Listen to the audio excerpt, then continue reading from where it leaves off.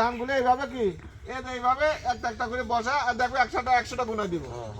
একটা দিনে দুই জায়গা দুটো একটা না ওঠে, ছাড়া দিবে। হ্যাঁ, যাও দিয়ে আমরা কি করবো, এটা রাখবো।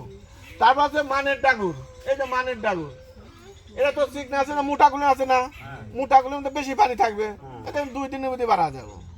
তাহলে এটা ফাটাবেন, মাটিতে ফাটা দিয়ে ওর ভিতরে 100টা গুনে দিয়ে কি করবো,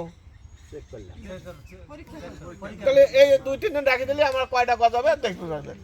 গেল এর আমরা 85 থেকে কি 95 পর্যন্ত এটা হলো ভালো বীজ। 80 থেকে 95 পর্যন্ত এটা হলো ভালো বীজ। আর যদি 100% গজা, এটা কি অতি ভালো, অতি উত্তম, তাই না? 100% খুব একটা গজা না, 100% আমরা কাঙ্ক্ষিত চাই না। আমরা 80 থেকে 95 পর্যন্ত যদি গজায়, তাহলে সেই বীজটাকে আমরা ভালো বীজ বলবো। তাহলে এই বীজটা আমরা কি শতাংশে বিঘায় কয় কেজি লাগে? বীজ আমরা কয় কেজি বলেন? 10 কেজি, 20 কেজি। 1 বিঘা জমি লাগাবেন, কয় কেজি ধান বোনেন? 5 কেজি।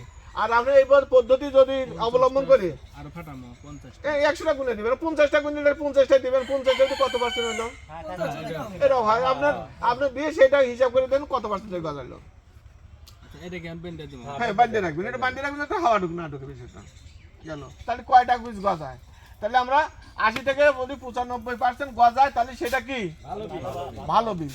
আর যদি 70টা গজায়, তাহলে সেই বীজটা ভালো বীজ না, সেটা বীজ হিসেবে আমরা রাখবো না। এখন ধরেন আর একটা কথা আছে, নাই মাছে কানামা ভালো, কথা আছে নাকি? নাকি আপনার কি দেখ গ্রাম্য ভাষাটা আছে না, নাই মাছে কানামা ভালো।